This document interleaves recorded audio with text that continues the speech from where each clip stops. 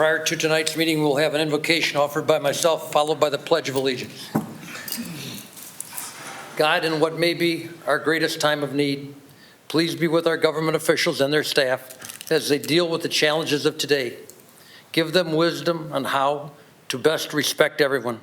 Father, we ask that you give our leaders courage so that even when it's hard, they will continue to boldly represent their constituents' needs and those of the most vulnerable. Amen. Amen. Amen. I pledge allegiance to the flag of the United States of America and to the republic for which it stands, one nation, under God, indivisible, with liberty and justice for all. Mr. Haberger, will you call the roll? Mr. Poole. Present. Mr. Harris. Here. I will note for the record, Mr. Murray is via teleconference. Mr. Brady. Here. Ms. Twine. Here. It's a concept here. Here. Mr. Waddington. Here. I have been advised by our law director that even though Mr. Murray is present with us by teleconference, that I will need a motion to excuse him from this meeting. So moved. Second. Got a motion and a second. Without objection, that motion will be approved, and hearing no objection, that motion is approved. Mr. Chairman, Commissioner Poole. my screen's got Mr. Murray's top of his head. Yeah, all Any that's all. concept on how to fix that? I There it talked goes. with Stu. He's on here so we can hear him, but they're actually recording is what you see in the corner. So what the people will see is in the corner, Okay. is you guys. Okay. The reason why he's predominant is so that we can hear him. Oh, so I can hear him, I need to see him too? Okay. Yep. But what the people are going to see is down in the corner. Dennis, Yeah, we don't need to please, see please his sit up. The face. top Come of your on. head's not really appealing. Now I can see the whole thing. Look at You're it. getting off to Yeah, an you're interesting helpless. start, aren't we? You're helpless. You can't do anything about it. You're sitting at home and I got you. Commissioners, you have before you several communications from staff recommending various legislation. Can I have a motion to accept those communications? So move. Second. Been a motion and a second discussion. We're going to have, Mr. Chairman, we're going to have approval of the minutes? We'll do that. Okay. You have before you minutes from the meeting of March 9th. What's your pleasure? You can do that. Mr. Chairman, Commissioner Meiser. I move we accept the minutes of the March 9th meeting and dispense with the formal reading. Been a Second. motion and a second discussion. Without objection, the motion will be approved. Hearing no objection, the motion is approved. We'll get back to our communications from staff recommending various legislation, and if I could have another motion to accept those communications. So move. Second. Been a motion and a second. Without objection, the motion will be approved. And hearing no objection, the motion is approved. Commissioners, we have turned now to audience participation. Stewart is indicating we have no audience. In that case, we will move to our consent agenda. We have 5 items on our consent agenda. Are there any of these items that you'd like moved to the regular agenda? Mr. Chairman, A, Commissioner Poole. please. A, Public Art Work Plan. Item A will move to the regular agenda and will become new item number 1. Any other items, Commissioners? Mr. Haber, will you present those items on the consent agenda? Yes.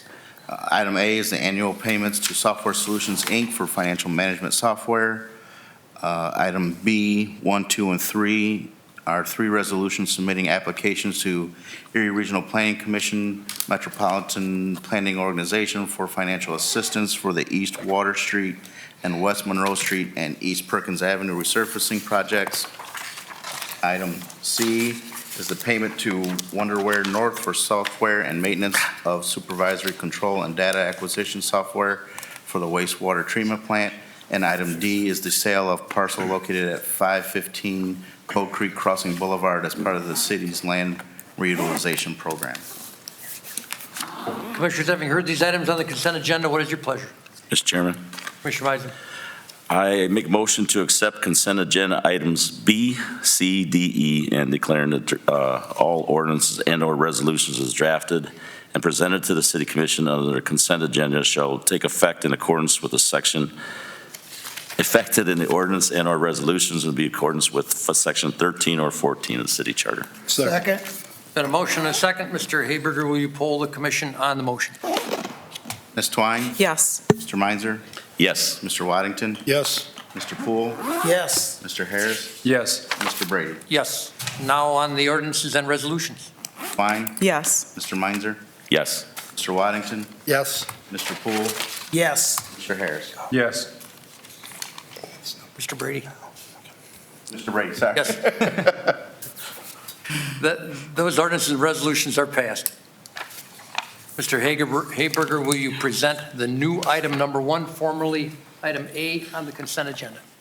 It is requested an ordinance be passed adopting the 2020 Public Art Work Plan for the city of Sandusky. Commissioners, having heard this ordinance, how do you wish to proceed? Mr. Chairman, Commissioner Watt? I move that this ordinance be passed at second reading in full accordance with Section 14 of the city charter. Second. There's been a motion and a second discussion. Yeah, Mr. Chairman, I brought this down off the consent agenda because I just want to take a moment to talk about the current situation and how this expenditure fits into our budget. I really would like to I'm not sure that we have the money that we can, in terms of priority, with the situation with the budget as it is. I don't think that we're going to necessarily are certain that we're going to generate the kind of funds that have been projected in the budget. And I think this is completely discretionary. And just for discussion, just somebody to say something that, don't worry about it, we're going to make plenty of money, we can do this. Just to find out where the commission is, I actually believe that we should probably, since you can spend anything they want under $10,000, they can add up to a lot of money over a brief period of time. That's money that we're going to have to come up with if we approve this as is now, that perhaps we should be approving projects one at a time, regardless of what the amount of money is. I realize it seems like a lot of extra work for us to look this over, but I'm not sure that I want to spend 1% of the admissions tax on art and find out in the middle of the year that our revenues are down, which means you have to cut something else off. I mean, we've already recognized that we're unable to fully fund the grant for people who need, who want assistance with down payments. And I just think that's just a bigger priority, and now's the time to start looking way ahead to where we're going to make adjustments in the budget. And this can be the first start, because I think this is definitely discretionary, whether we even do it or not.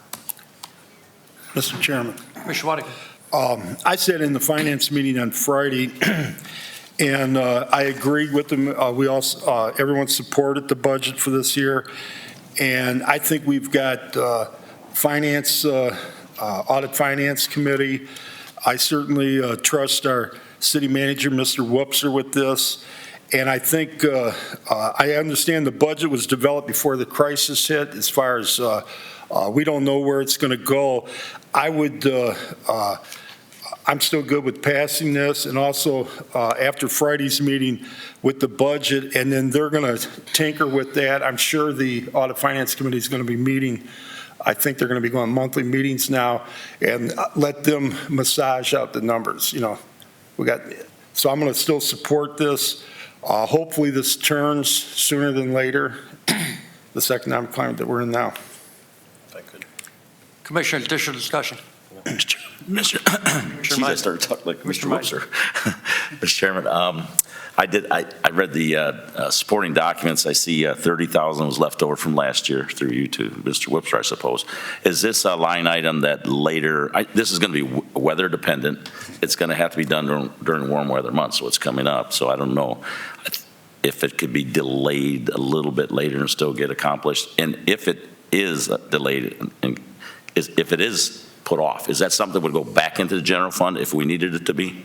So through the commission president to the commissioners, I would just state first that if you look at the legislation, it says there's no direct budgetary impact related to the adoption of the 2020 Public Art Work Plan.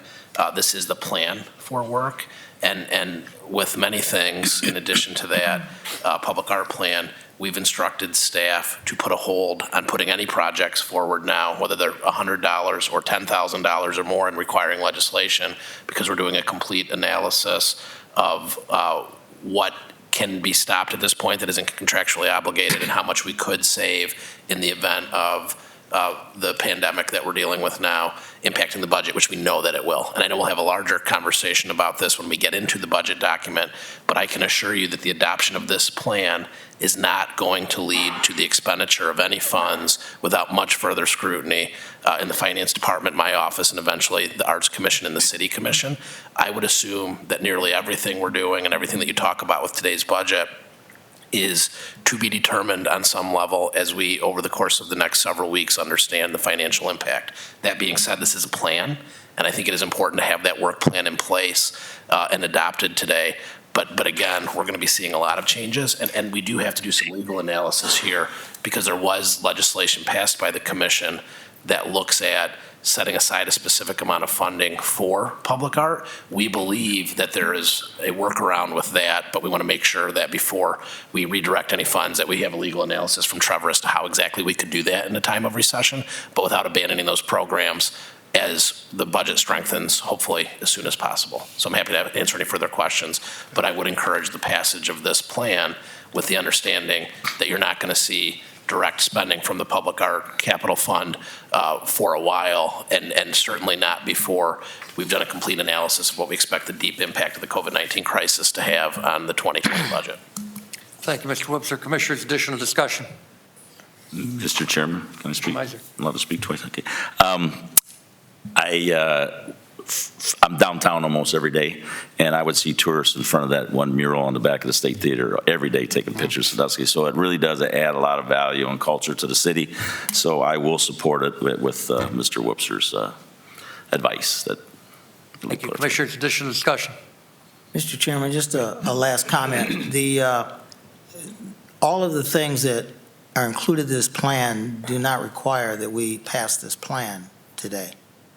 Okay, well, what this does is removes our supervision and input from it because we simply passed it and now it's gone. So all the things that city manager has suggested might occur or are going to occur in terms of future negotiations and so forth and discussions, they can happen also. We need to, this is as much us sending a message to staff that we recognize, and to the community, that we recognize from a leadership position that we have a lot of doubt about how much money we're going to get. Cedar Point's going to open late. They represent 40% of our income. And how well they do determines what this is. And when you suggest there's no budgetary impact, I'm not sure how that works. I'm not what that means, because this is paid for from the general fund. Represents 1% of the admissions tax fed from the general fund. Or am I mistaken as I look at the finance person? Am I correct? That is correct. Okay, so the concept of no direct budgetary impact, I don't want to debate it with you because I'm not sure what you mean. But the general fund is what I consider money that we have to spend. And so I'm going to vote no, simply because I want to be on the record that discretionary spending without any knowledge of whether or not we're going to be able to provide for the fundamental things for the community, especially when we don't have to pass this. They can do these things. We don't have to approve it here. If it's under $10,000, whether we say we like this big plan or not, city manager is authorized to spend the money. So that's where I'm at. If there's no further discussion, Mr. Haber, will poll the commission on the motion. Ms. Twine? Yes. Mr. Meinzer? Yes. Mr. Waddington? Yes. Mr. Poole? No. Mr. Harris? No. Brady? Yes. Now on the ordinance. Actually, that was second read, so that passes. Now on the second reading. Passes on the first reading. Mr. Haber, will you present item number 2? Item number 2 is requested that ordinance be passed, making the general appropriations for the fiscal year 2020 and declaring that this ordinance shall take immediate effect in accordance with Section 14 of the city charter. Commissioners, having heard this ordinance, how do you wish to proceed? Mr. Chairman, Commissioner Twine. I move for the adoption of this ordinance under the second reading under Section 14 of the city charter. Second. There's been a motion and a second discussion. Mr. Chairman, Commissioner Poole. with an abundance of caution, my thoughts on this budget. Before the COVID dilemma we're in now came out, I felt that this budget, the revenues were above and beyond what we could possibly expect. Our 2019 revenues in almost all categories, especially the ones that were important, the income tax and emissions, they both were less than 2018. They were significantly under what we budgeted, which is just the projection for what we were going to get. Increasing that projection this year for 2020, in light of the fact that our revenues are actually on a downward, headed downward, without any comment. And I did watch, I wasn't here, but I watched the last commission meeting, and I saw nothing that indicated why we are projecting that we're going to make all this extra money. Now with this virus, it suggests to me that we're really in a position where we're going to make even less and less money. That my observations about revenues apply not just to the major income tax, but the major projections at the top of that sheet, but also the individual payments, revenues that were projected we're going to be that we're going to get by the police department and the fire department and each individual department. It was the same situation. I asked this question last year when I recognized that the police department was projecting significant revenues that were well above what they had ever taken in before. And the answer, and I listened to the answer at the time, and they talked in terms of writing more parking tickets, as I recall, but don't quote me, but I think that's essentially what, not parking tickets, but tickets. I'm not sure what else, where the other revenues come from. But the bottom line is, we didn't come anywhere near those proclamations of what they were going to get, and we are again this year higher and above what we projected before. And if you're projecting expenditures, projects, services to the community based on this, on these revenues, without additional somebody putting their arm, somebody with some reason to make me believe we're going to get the money, I can't support the budget as it is. It needs to be realistic. I will put this on the table. I also, at the end of last year, on the last day, at the last moment, we hired a assistant city manager. I didn't then believe that that there was work for that. I asked at the time about it when it came up. That was in December. To this date, I've received nothing that indicates a reason why to justify adding another $130,000 by the time you add in benefits and so forth, salary. Additionally, in this budget going forward, you're talking about we're going to have one less policeman next year. I'm not under any circumstances interested in a budget that reduces the police department. I find that just totally not acceptable. So I've said my piece. I'm not sure what we can do about it, but spending the money on the front end as we projected that we're willing as a commission to allow for the Arts Commission, and then figuring out later what is going to be cut from services for the community at a later date doesn't make any sense. I would suggest we not hire a police chief, keep the police chief we have. We can foreclose, put that off, and we don't need a assistant city manager until we come up with a reason that justifies an assistant city manager. And we can hire a police chief anytime down the road if we need one, but currently, I think we should go back to where we were before this happened. Mr. Chairman. Thank you. Mr. Waddington. I talked with Mr. Whoopser a little bit today, and you, and also Commissioner Murray. That was kind of my concerns coming out of there, but with the Audit Finance Committee, like I said earlier, and with Mr. Whoopser, I'm sure there's going to, and Mr. Whoopser, maybe this might be a good time, we could discuss what the plans are, like as far as going into next week, what we discussed today as far as, I don't want to call them reductions, but shifting of our employees. Through the commission president to both Commissioner Poole and Commissioner Waddington, first a little bit about revenue projections, and I want to acknowledge, and please, Director Reeder, jump in at any time in this, that COVID-19 has certainly impacted this budget and will absolutely caused many amendments to this over time. And as we had a conversation with the Finance Committee that Commissioner Waddington was at last week, we've already begun the process and won a lot of feedback from both the Finance Committee and the City Commission as to those changes. But as to Commissioner Poole's specific comments, I wanted to get into some of that about revenue pre the COVID-19 incident. Just to let folks know, and it had been made available to the Finance Committee and to the City Commission, we were actually, I believe, about 20% up for income tax through February. We were over 20% up for lodging tax through February, to a tune of about a net increase of $600,000 plus in the general fund budget over last year's budget. So we were actually doing pretty well.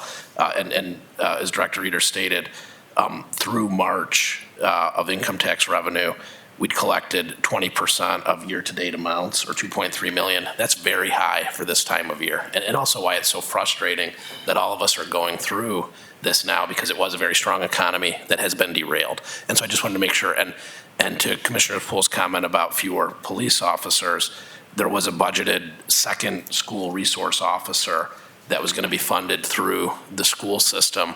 But now with COVID-19, that's not going to happen. So there's no reduction in the police force. I just wanted to be absolutely clear that we didn't intend to do that.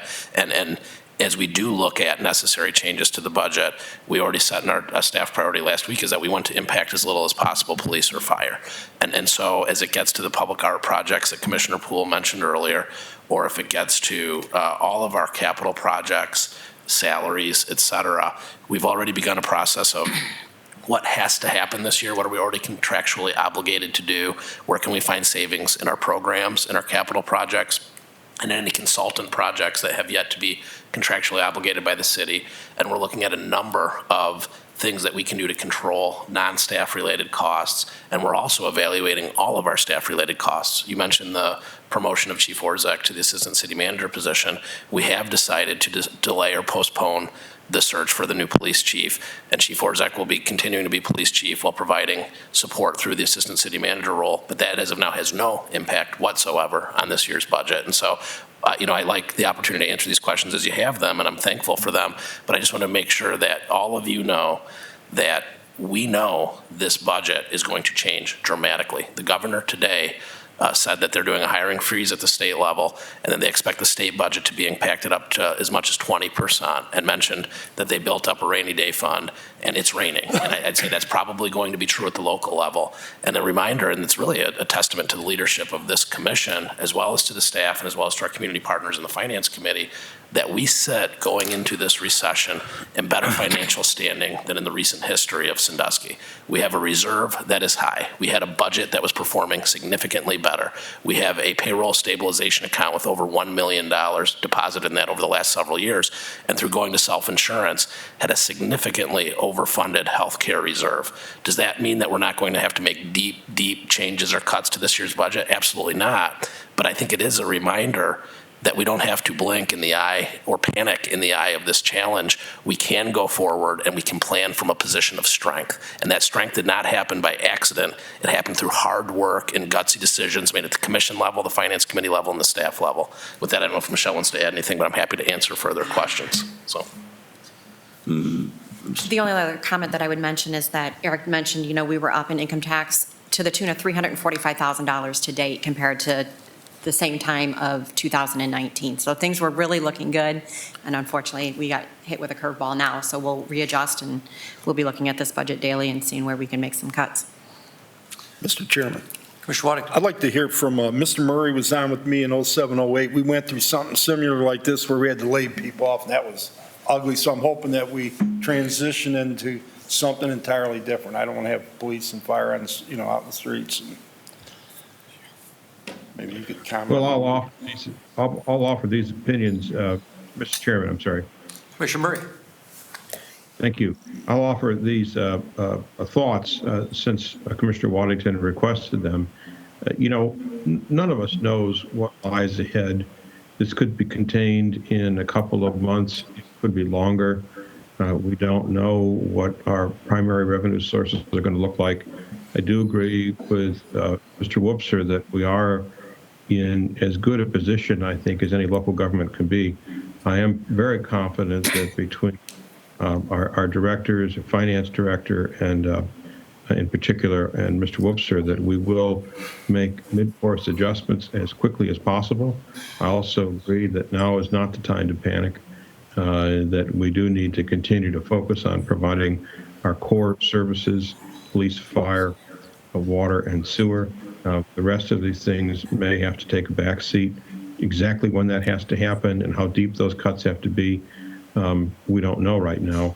And I agree with what Mr. Poole said, by and large, and that is that, we need to move forward very quickly with looking at an alternative budget, but we just don't know today what that's going to look like. And I'm confident the staff is taking every opportunity right now to rein in spending, and that they will do the right thing, and they'll make the appropriate cuts at the appropriate time with our input.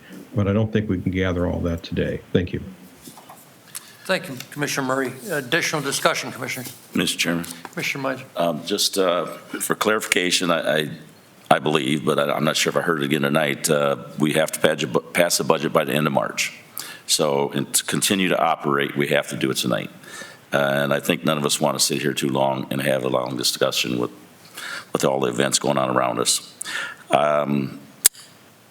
One question I do have for Mr. Wobser, through you, Mr. Chairman, or Ms. Reeder. Will we have, is there an avenue for the commission to, as you go in amendments, to be heard at that point? And have part of the discussion, or just the finance committee, or just to reassure Mr. Poole that he'll have some input at a later date?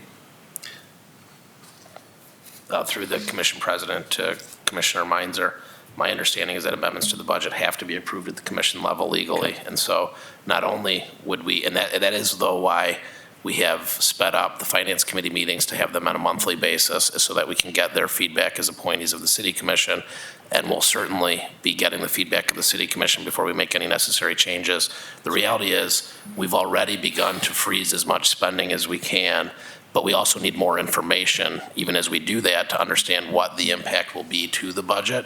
It will likely be delayed because of the way that we collect taxes currently, that we really know how deep those the revenues coming in have fallen.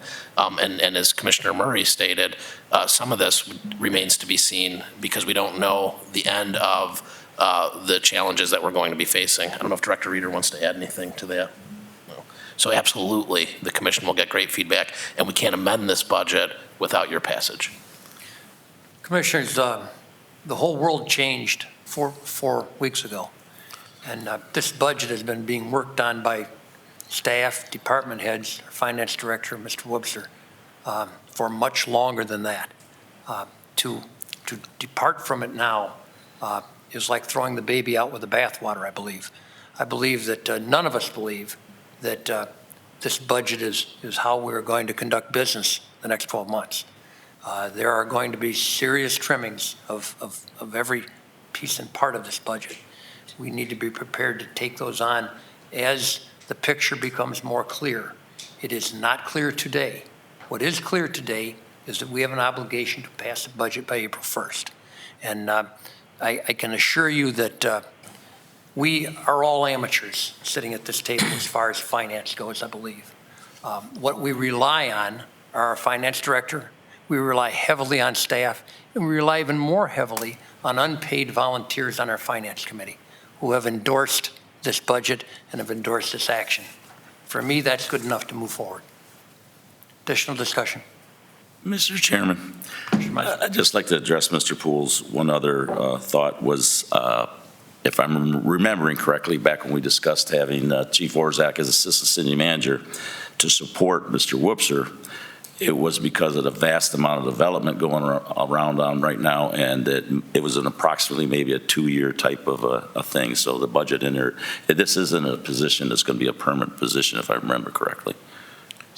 Correct. Through the commission president to Commissioner Meinzer, certainly the need for the position was created in large part by the larger projects like the Justice Center, et cetera. But I will say Chief Orzak has proved invaluable while still serving in both positions during this time of the COVID-19 response, and has a lot of great experience that I think has been very positive. And so our goal for this year is to keep Chief working in both roles as much as possible, but with his primary efforts being related to making sure the police chief roles continue to be fulfilled.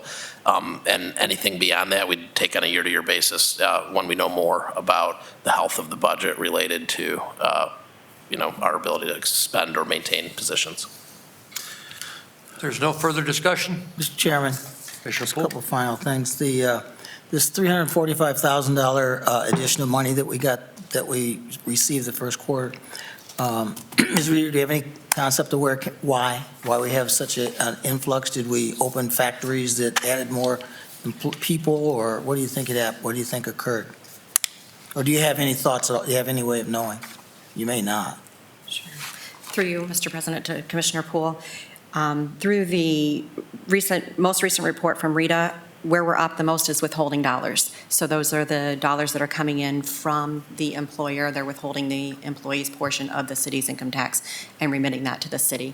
And that goes towards all the development in the new businesses that we have located within the city that are required to turn over that money to the city. So that was our thought going into the budget. We have a lot of construction companies also working in the city where that money is turned over as withholding dollars to the city.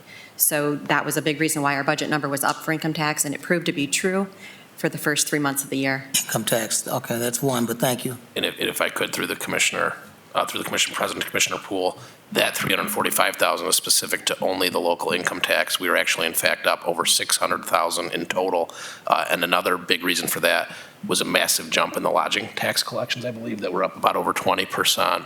And we believe that is heavily due to increased early year activity taking place with the new sports center project, which we do think once we're through this recession will continue to perform on a year-round basis. Their economic development planning said that they were as likely to do over 50% of their business in January through May in Sandusky. That is relatively new activity to the market and will help a lot of our hotels go year-round that are currently seasonal. So while that will certainly be impacted by this recession this year, over the long term, it gives us positive feelings that that segment of the market will continue to grow. Okay, one other thing. I just want to be clear. We will be maintaining the police department at its current level of staffing. We're not going to lose we intend to fill positions when they come open, and we're going to stay as we are. That is what's important to me. So you can address that if that's not what your plan is. Through the commission president to Commissioner Poole, we have instituted a hiring freeze, but on a case-by-case basis. What that means is backfilling positions would have to be approved through my office. And we've already begun planning, and we don't know the depth yet of what the recession will bring, but we stated that our first and foremost goal is to preserve safety services at their current levels. I can't make a guarantee today because I don't know if our revenues could be down 10% this year or 30% this year. But that being said, we are heavily prioritizing safety services and our ability to keep those folks in positions staffed as we begin this process.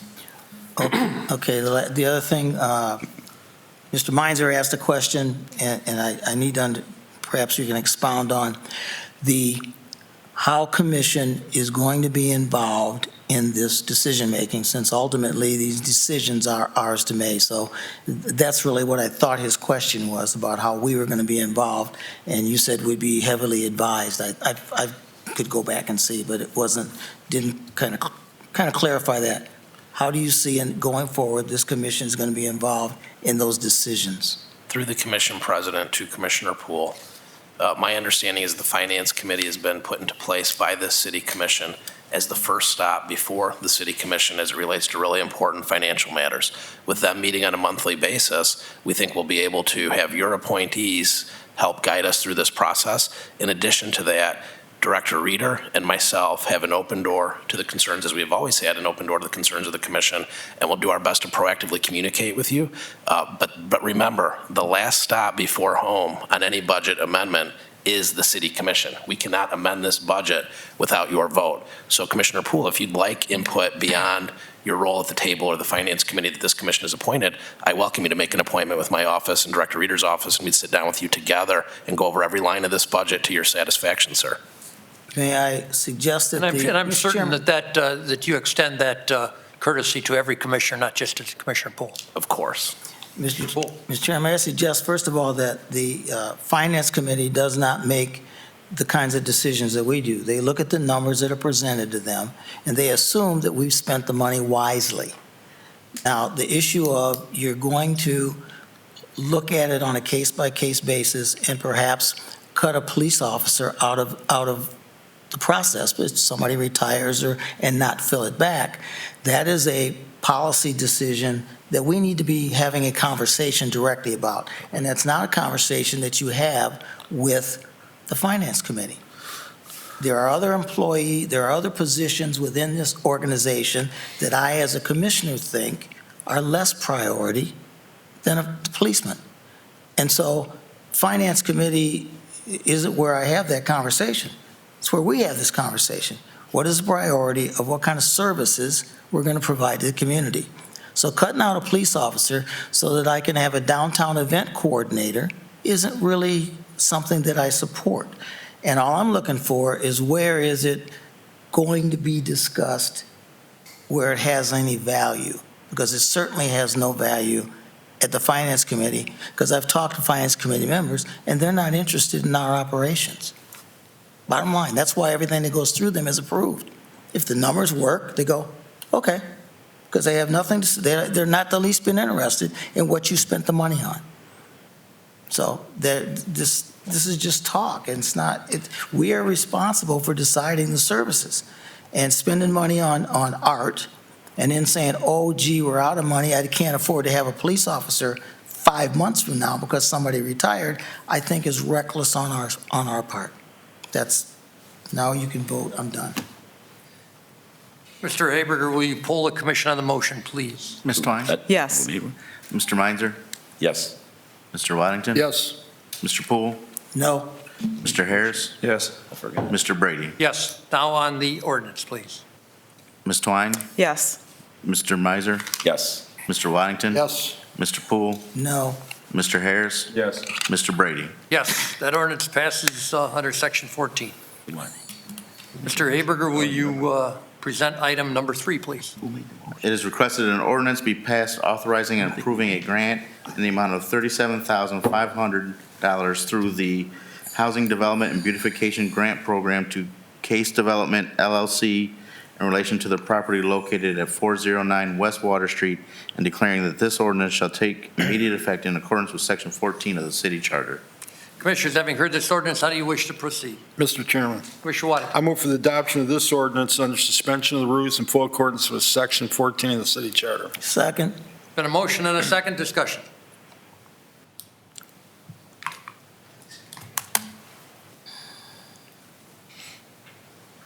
No discussion, commissioners?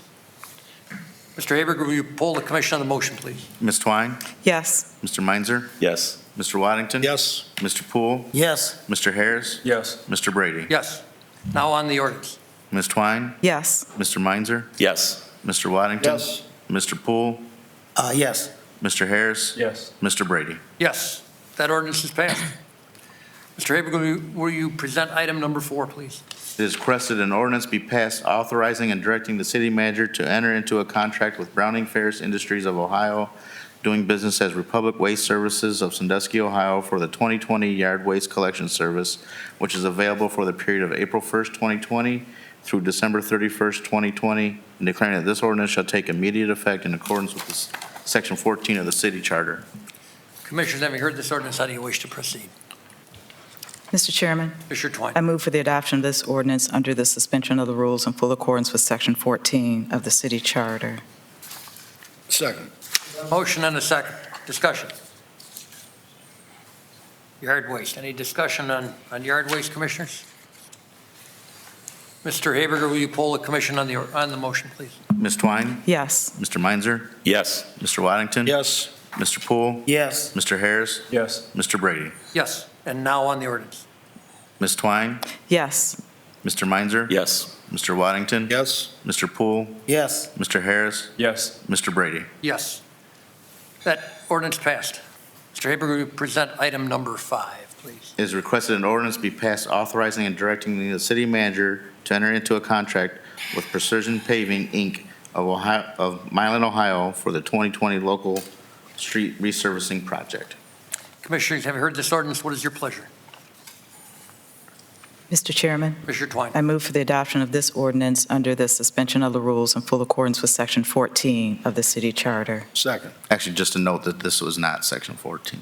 This is just a What? normal. This is going to be a first reading. Yes. First reading. Sorry. Thank you, Mr. Haberger. We have a motion. We've had a second. Yes. Second. Discussion. Blacktop. Mr. Haberger, will you poll the commission on the ordinance? Ms. Twine, Yes. Mr. Meinzer, Yes. Mr. Waddington. Yes. Mr. Poole, Yes. Mr. Harris, Yes. Mr. Brady. Yes. That is passed on first reading. Mr. Haberger, will you present item number 5? It'll be item number 6. Item number 6.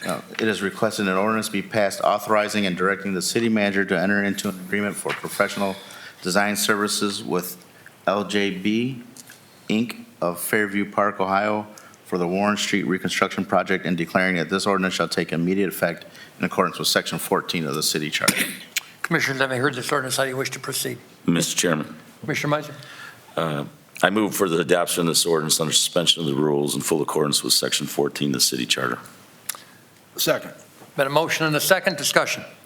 Mr. Chairman, Commissioner Poole? just an explanation from staff what this is so the public understands what the scope of this project is. Mr. Webster, do we have staff available for that, or are you prepared to answer that? Is Josh Snyder available for that? Yes, through the commission president, I don't know if we have Aaron or Josh on the line right now. Aaron's on the line.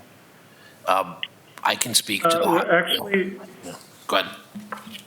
But I can actually speak. this is Yeah. Aaron. Oh, sorry. Yeah, this is Aaron. So this is for the design of Warren Street from Monroe to Water Street, including new storm sewers along that full length and water line, improving the water line from an existing 6-inch.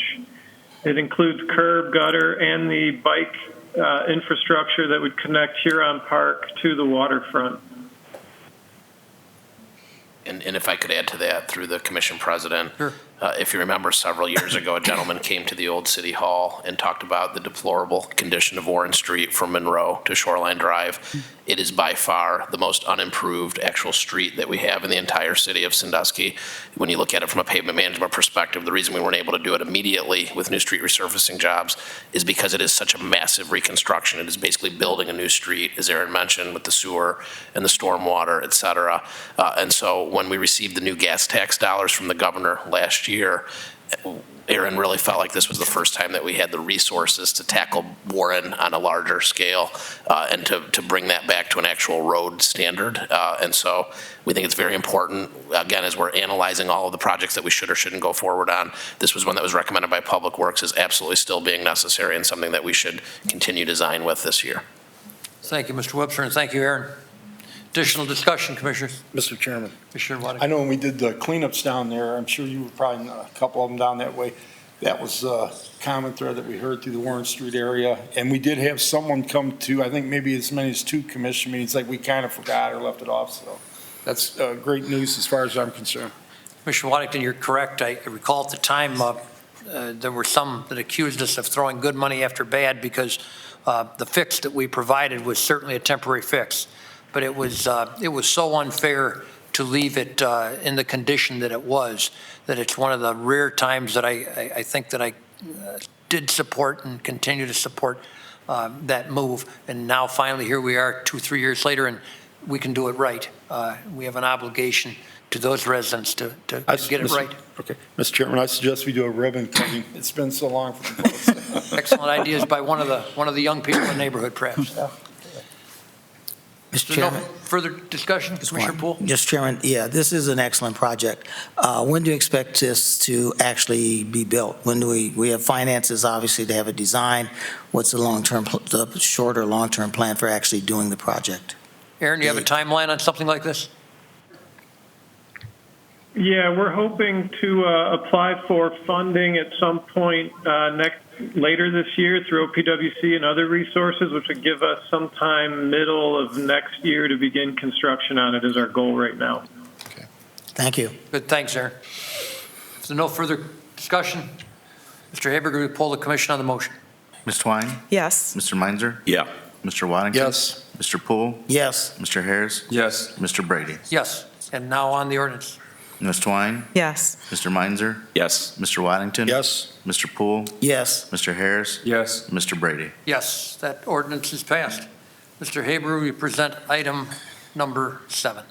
Is requested a resolution be passed accepting and approving the City of Sandusky Tax Incentive Review Council's recommendations regarding the current taxation agreements and declaring that this resolution shall take immediate effect in accordance with Section 14 of the city charter. Commissioner, have you heard this ordinance? How do you wish to proceed? Mr. Chairman, Commissioner Waddington. I move for the adoption of this resolution under suspension of the rules in full accordance with Section 14 of the city charter. Second. Been a motion and a second discussion. Mr. Haber, will you poll the commission on the motion? Ms. Twine? Yes. Mr. Meinzer? Yes. Mr. Waddington? Yes. Mr. Poole? Yes. Mr. Harris? Yes. Mr. Brady? Yes. And now on the resolution. Ms. Twine? Yes. Mr. Meinzer? Yes. Mr. Waddington? Yes. Mr. Poole? Yes. Mr. Harris? Yes. Mr. Brady? Yes. That concludes our, that resolution is passed. That concludes our regular agenda items, and we'll turn now to a very abbreviated, hopefully, report from our city manager. Thank you, Commission President Murray. I'll start with donations. First, a donation for Sandusky Transit in the amount of $225 for Sandusky City Schools Waiver Day from Commissioner Westpool. The donation allowed 150 students to ride the fixed routes on the students' day off and take advantage of free activities across the city. We'd ask for a motion to accept that donation, and obviously thank you, Commissioner Poole, for making that possible. moved. Second. Been a motion and a second discussion. Without objection, that motion will be approved, and hearing no objection, that motion is approved with our thanks. Thank you. The next donation is of $50 from the Soloway family in memory of Andy Dunn. I'd ask for a motion to accept that donation. So move. Second. Second. Been a motion and a second. That motion, without objection, that motion will be approved, and hearing no objection, that motion is approved with our thanks to Mr. Soloway. And then our final donation for the evening is for 40 N95 masks for Sandusky Fire received from construction equipment. I'd ask for a motion to accept that donation. So moved. Second. Been a motion and a second discussion.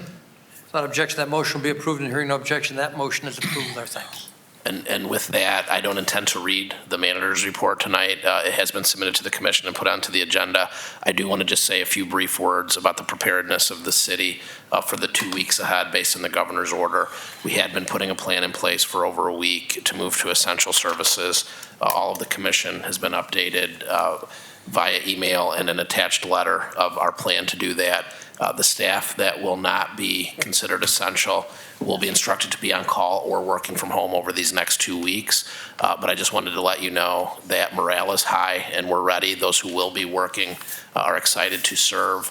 And those who are going to be home are excited to do what they can from home as well. And then finally, I just want to say, from my perspective, we appreciate the great sacrifice that so many of our small businesses and larger businesses are making during these really difficult economic times. And we also are greatly appreciative of the work that's being done on the front lines, whether it's our own fire department, police department, sewer or water, or those working as checkout cashiers at various grocery stores or healthcare workers, et cetera. These are unique times, but I've never felt more inspired by how much so many have pulled together as a community. And I wanted to let you know that the staff is in the same place and if there's anything we can do to help over the next several weeks. But if all of us loved Sandusky before and having really the privilege of serving on a day-to-day basis, we love it even more seeing our neighbors, our peers, and institutions stepping up and making difficult sacrifices to preserve our health. So that concludes my remarks for this evening, and I'm happy to answer any questions. Commissioners, any questions for the city manager?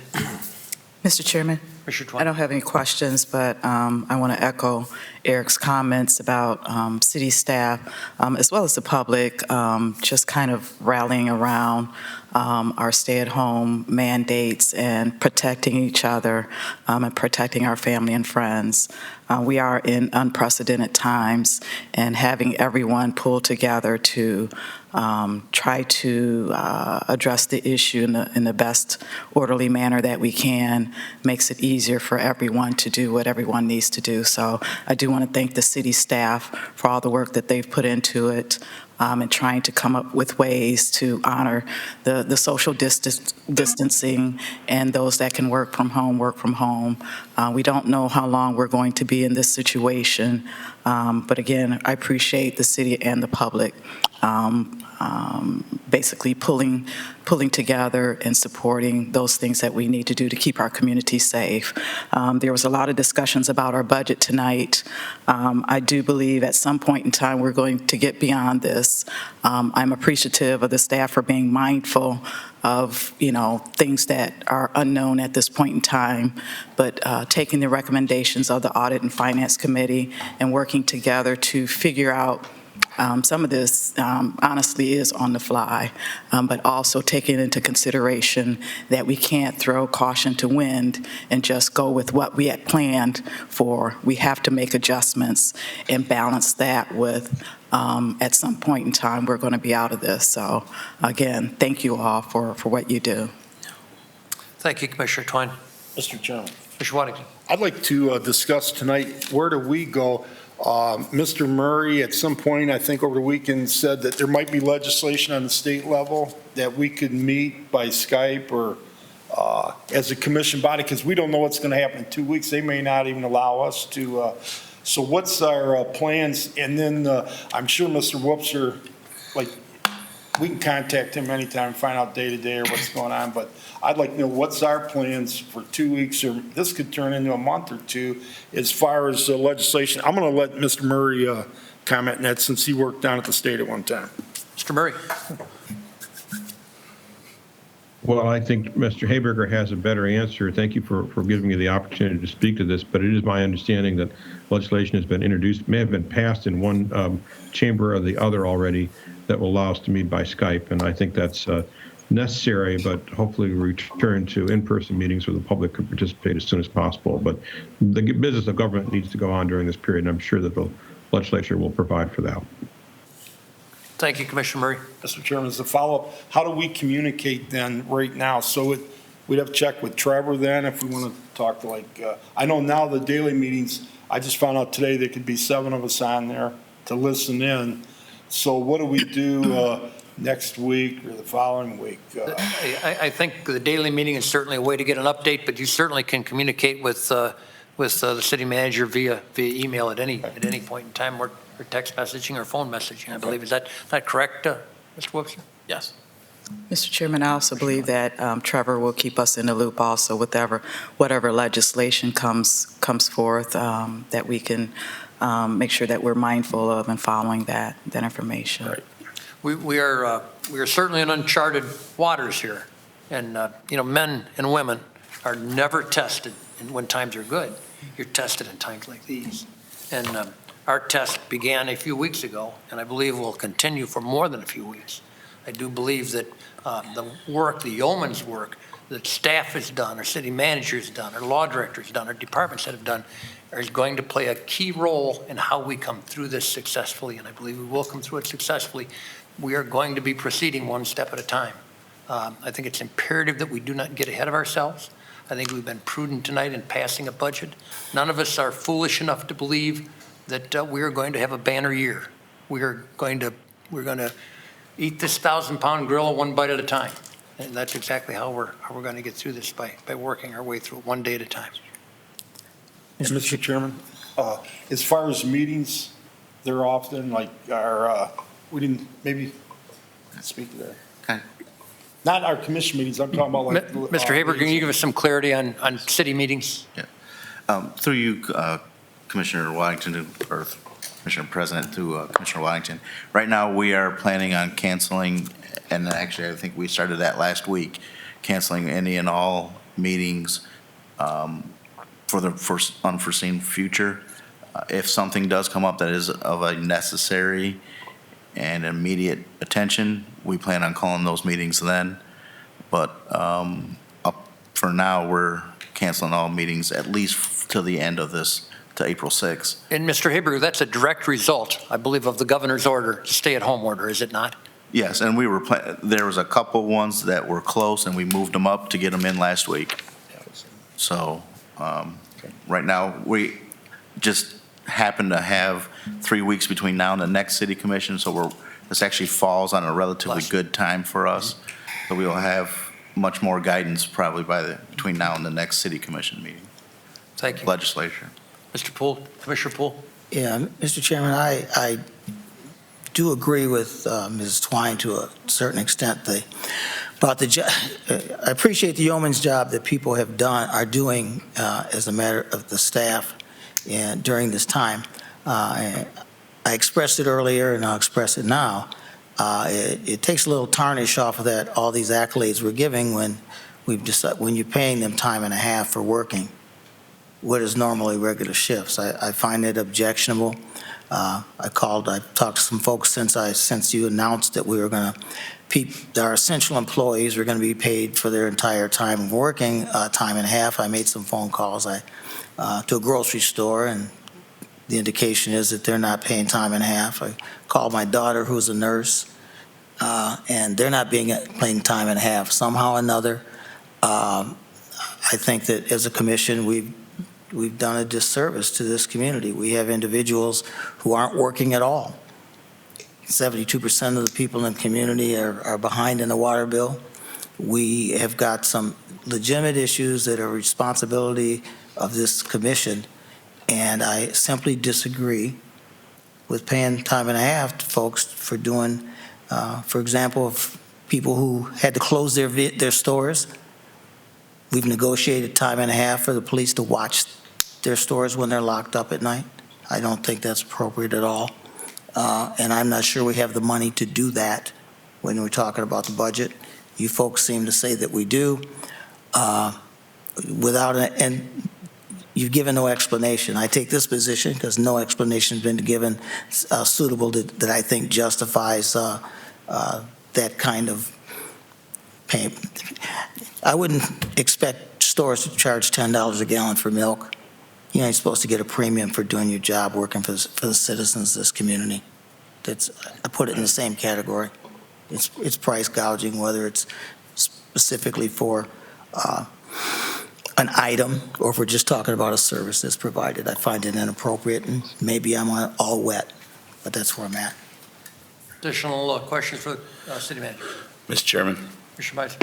I did read the memo today, and I was in somewhat disagreement as well. I know nurses that work for doctors and dentist's office and barbers and ladies that do hair and this whole town, and they can't even get unemployment. There's been, I don't know, tens of thousands, maybe hundreds of people trying to get unemployment. Nobody's answering. It is kind of a tough pill to swallow to have employees at home that work for the city on income tax and getting paid full pay. So, I mean, I don't know if we can do anything about it, but I'd go along with it for a couple of weeks, experiment. But if this extends, I think there should be some performance measurements, some productivity proven that you're not just at home and not working, because I can see that pretty hard to, manage. And as far as emergency service, police and fire,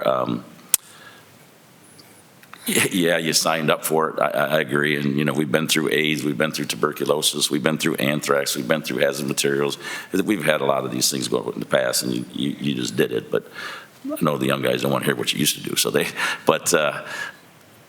I would like, after this, you made a decision, we're going forward, just consider maybe a hazardous duty pay, because what I see is a time and a half.